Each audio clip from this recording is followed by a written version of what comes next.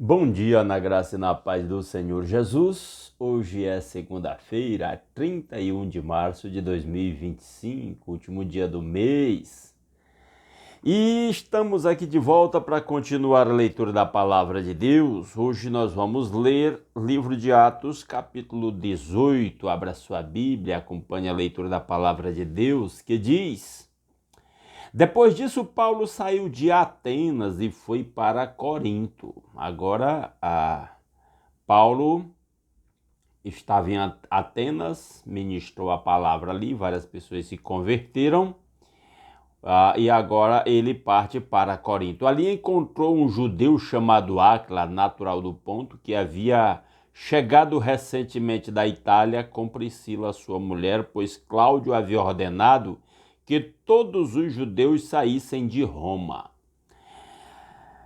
Paulo foi vê-los e, uma vez que tinham a mesma profissão, ficou morando e trabalhando com eles, pois eram fabricantes de tendas. Aqui é uma informação nova de que Paulo era fabricante de tendas, era com que ele se sustentava.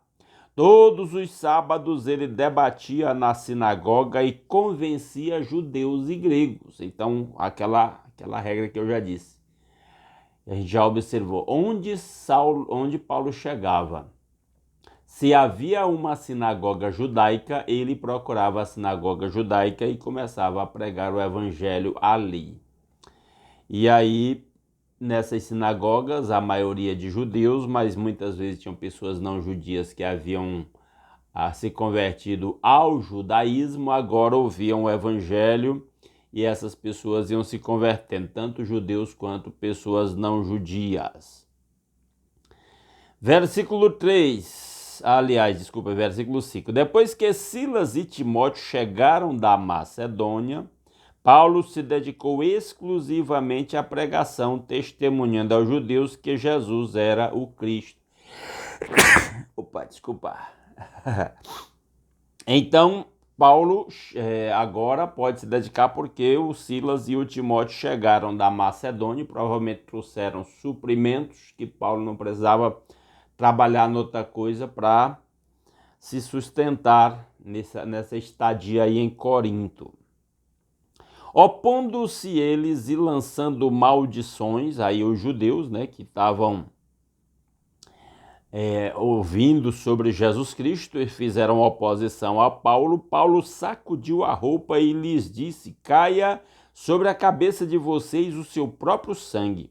Estou livre da minha responsabilidade e agora em diante irei para os gentios, até porque o chamado de Paulo era mesmo para focar o seu ministério em relação a quem não era judeu, que aqui é chamado de gentio.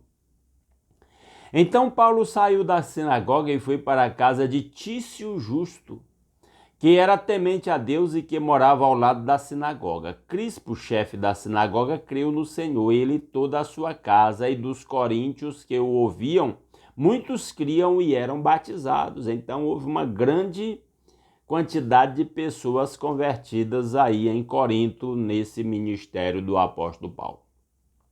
Certa noite o Senhor falou a Paulo em visão: não tenha medo, continue falando e não fique calado, pois eu estou com você e ninguém vai lhe fazer mal ou feri-lo, porque tenho muita gente nesta cidade. Então Paulo aí tem uma visão, uma palavra de ânimo da parte de Deus numa visão. No momento em que eles ainda não tinham uma Bíblia tal qual nós a temos, a presença da orientação direta de Deus, assim, e também até confirmação com milagres era muito importante.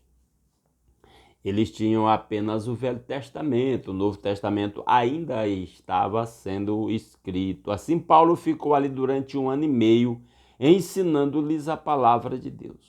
Sendo Galho procônsul da Acaia, os judeus fizeram em conjunto um levante contra Paulo e o levaram ao tribunal, fazendo a seguinte acusação: este homem está persuadindo o povo a adorar a Deus de maneira contrária à lei. Então eles estão se queixando aí para o procônsul, uma autoridade regional aí instituída pelo governo, pelo Império Romano. Quando Paulo ia começar a falar, Galho disse aos judeus: se vocês, judeus, estivessem apresentando queixa de algum delito ou crime grave, seria razoável que eu os ouvisse. Mas visto que se trata de uma questão de palavras e nomes de sua própria lei, resolvam o problema vocês mesmos, não serei juiz dessas coisas. Então o Galho se recusa a julgar o caso aí, quando ele percebe que a demanda aí é religiosa. E mandou expulsá-los do tribunal. Então todos se voltaram contra Sóstenes, o chefe da sinagoga, e o espancaram diante do tribunal. Mas Galho não demonstrou nenhuma preocupação com isso, espancando Sóstenes, chefe da sinagoga, que provavelmente havia se convertido aí, e eles estavam agora o agredindo, né? Versículo 18. Paulo permaneceu em Corinto por algum tempo, depois despediu-se dos irmãos e navegou para a Síria, acompanhado de Priscila e Áquila. Antes de embarcar, rapou a cabeça em Cencreia devido a um voto que havia feito. Chegaram a Éfeso, onde Paulo deixou Priscila e Áquila. Ele, porém, entrando na sinagoga, começou a debater com os judeus. Agora Paulo está em Éfeso, aqui vai surgir uma grande igreja também. Pedindo eles que ficasse mais tempo, não cedeu, mas ao partir prometeu: voltarei se for da vontade de Deus. Então, embarcando, partiu de Éfeso. Foi uma passagem rápida em Éfeso, mas no capítulo seguinte nós vamos ver o evangelho crescendo em Éfeso, né? Então, embarcando, partiu de Éfeso. Ao chegar a Cesareia, subiu até a igreja para saudá-la e depois desceu para Antioquia. Voltando aí para Antioquia. Depois de passar algum tempo em Antioquia, Paulo partiu dali e viajou por toda a região da Galácia e da Frígia, fortalecendo todos os discípulos. Uma outra viagem aí, fortalecendo os irmãos das igrejas que já estavam em desenvolvimento. Enquanto isso, um judeu chamado Apolo, natural de Alexandria, chegou a Éfeso. Olha a história de Éfeso novamente. Temos Paulo, Áquila e Priscila, que ficaram em Éfeso. Paulo já teve uma passagem por Éfeso. Agora chega esse Apolo de Alexandria lá em Éfeso. Ele era homem culto e tinha grande conhecimento das Escrituras. Então era um homem erudito, aí, culto e com conhecimento das Escrituras. No caso das Escrituras, o Velho Testamento. Fora instruído no caminho do Senhor e com grande fervor falava e ensinava com exatidão acerca de Jesus, embora conhecesse apenas o batismo de João. Ele já cria em Cristo, mas ainda era focado no ministério de João Batista, que foi o predecessor de Jesus, né? Logo começou a falar corajosamente na sinagoga. Quando Priscila e Áquila o ouviram, convidaram-no para ir à sua casa e lhe explicaram com mais exatidão o caminho de Deus. Então perceberam que ele ainda tinha algumas coisas que ele não tinha compreendido muito claramente a respeito de Cristo. O Áquila e a Priscila chamaram ele para sua casa para instruí-lo em detalhes que ele ainda não sabia. Olha como é importante o trabalho de alguém compartilhar o conhecimento com outro que tem menos, respeitando aí um ao outro para o crescimento do reino. Querendo ele ir para Acaia, os irmãos o encorajaram e escreveram aos discípulos que o recebessem. Ao chegar, ele auxiliou muitos que pela graça haviam crido, pois refutava vigorosamente os judeus em debate público, provando pelas Escrituras que Jesus é o Cristo.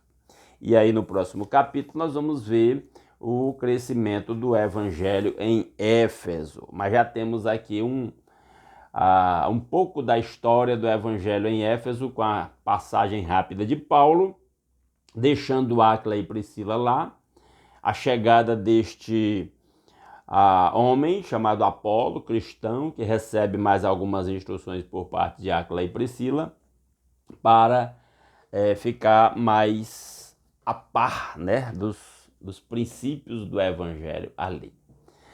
Amém? Vamos orar? Hoje eu não vou reler os pedidos, são os mesmos anteriores aqui. Só digo que se você tem um pedido de oração, pode deixar nos comentários desse vídeo, que a gente inclui nesses momentos de oração. Nós não conseguimos lembrar de todos, mas já temos visto os pedidos. Quem está me acompanhando aqui já sabe quais são.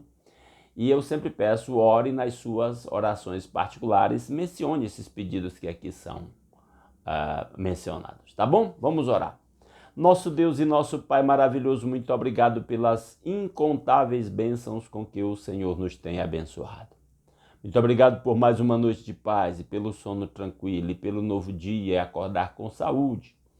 Obrigado, meu Deus, por poder começar esse novo dia aqui, meditando na palavra, alimentando o nosso espírito, orando uns pelos outros.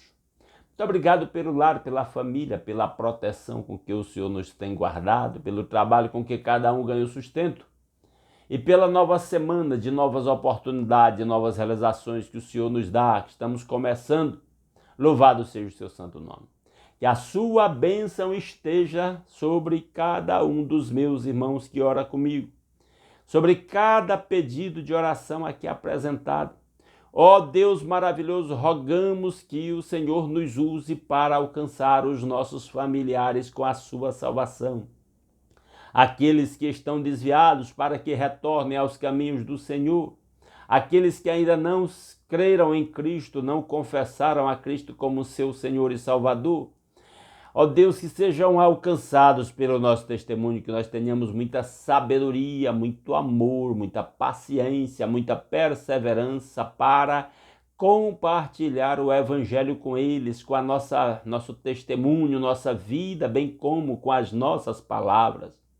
E aí nos lembramos, ó Deus, dos familiares da irmã Raquel, aqueles casais que precisam viver em harmonia. Ó Deus maravilhoso, aqueles que ainda não são convertidos, que se voltem para o Senhor, os que são desviados, sejam, ó Deus, atraídos pelos seus laços de amor, tenham novas experiências marcantes e transformadoras com o Senhor Jesus Cristo. Ó Pai maravilhoso, opera na vida, ó Deus, dos filhos da irmã Maria Luzimar, para que se voltem para o Senhor, os familiares da irmã Luzinete, para que também sejam atraídos pelo seu Evangelho para os seus caminhos, em nome de Jesus. Ó Deus maravilhoso, rogamos pelos filhos da irmã Marlene, para que retornem aos caminhos do Senhor, os filhos da irmã Ana Lúcia, trabalha nas suas vidas poderosamente, os familiares da irmã Silvia. Ó Deus, todos temos familiares afastados dos caminhos do Senhor ou não convertidos que precisam de Cristo em suas vidas. Pai, nós clamamos pelos enfermos, por aqueles que estão doentes, por aqueles que precisam de uma cirurgia, de alguma intervenção do Senhor. Faça milagres a favor do seu povo. E aí nós clamamos pela saúde da irmã Luzinete, pela necessidade da cirurgia nos seus olhos, pela saúde da irmã Maria Luzimar, do seu esposo, irmão Raimundo Nonato, pela saúde da irmã Maria do Carmo, pelo retorno dos familiares da irmã Maria do Carmo aos caminhos do Senhor. Clamamos em nome de Jesus pelo Agostinho, pela a esposa do pastor, que estão lutando contra câncer, em nome de Jesus. Faça milagres a favor do seu povo, fortaleça-lhes a fé. Ó Pai, para a glória do seu santo nome, opera na vida do meu primo Alex, cuida da irmã Lídia, da irmã Valderice, da irmã Letícia, ali em Colmeia, que precisam, meu Pai, das manifestações da graça do Senhor sobre as suas vidas, meu Pai. Conceda a irmã Nájila que seja chamada para ocupar a vaga para a qual foi aprovada no concurso, guia, meu Deus, o irmão Julião para um novo trabalho que lhe proporcione melhor qualidade de vida, em nome de Jesus. E os seus ouvidos estejam atentos à petição do seu povo, para a glória do seu santo nome. Tudo isso nós pedimos graças ao nosso Senhor Jesus Cristo, que é a maior de todas as bênçãos, seu sacrifício em nosso lugar, o perdão dos nossos pecados, a nossa reconciliação com o Pai, o livre acesso à sua presença. Que a bênção do Senhor esteja sobre o seu povo nesse novo dia, para que sejamos instrumentos para levar a bênção do Senhor por onde quer que formos nesta nova semana, compartilhá-la com todos aqueles que cruzaram o nosso caminho, para que em tudo o nome do Senhor seja glorificado por nosso intermédio, É a nossa petição em nome de Jesus. Amém. Aleluia. Meus amados irmãos, muito obrigado pela sua companhia. Se Deus quiser, amanhã às 5h30 da manhã estaremos aqui de volta para continuar a leitura da palavra de Deus. Aguardo vocês aqui. Um grande abraço a todos.